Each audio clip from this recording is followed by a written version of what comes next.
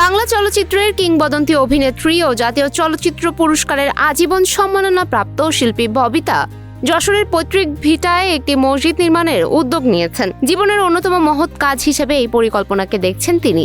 সম্প্রতি বড় বোন সুচন্দা ও ছোট বোন চম্পাকে নিয়ে যশোরের বিজয়নগরে অবস্থিত তাদের দাদাবাড়ি ঘুরে আসেন ববিতা। সফরকালে মসজিদ নির্মাণের জন্য উপযুক্ত স্থানও নির্ধারণ করে এসেছেন বলে জানান তিনি। গণমাধ্যমে দেওয়া বক্তব্যে ববিতা বলেন, দাদাবাড়িতে গিয়ে মসজিদের জন্য আমি জমি দেখে এসেছি এবং জায়গা চূড়ান্ত করেছি। এই সিদ্ধান্ত আমাকে মানসিকভাবে অনেক শান্তি দিয়েছে। তার ভাষায় সৃষ্টিকর্তা তাকে একটি ভালো কাজ করার সুযোগ দিয়েছেন এবং তিনি নান্দনিক একটি মসজিদ নির্মাণ করতে চান। মসজিদ নির্মাণের উদ্দেশ্য সম্পর্কে তিনি বলেন, একদিন সবাইকে পৃথিবী ছেড়ে চলে যেতে হবে, তাই মৃত্যুর আগে এমন একটি কাজ করে যেতে চান যা মানুষের উপকারে আসবে এবং যার সোয়াব অব্যাহত থাকবে। খুব শিগগিরই মসজিদের নকশা তৈরি করে নির্মাণ কাজ শুরু করার পরিকল্পনাও রয়েছে তার। এজন্য তিনি সবার কাছে দোয়া চেয়েছেন। সুমায়া হক তন্নি, নিউজ ফ্ল্যাশ 71।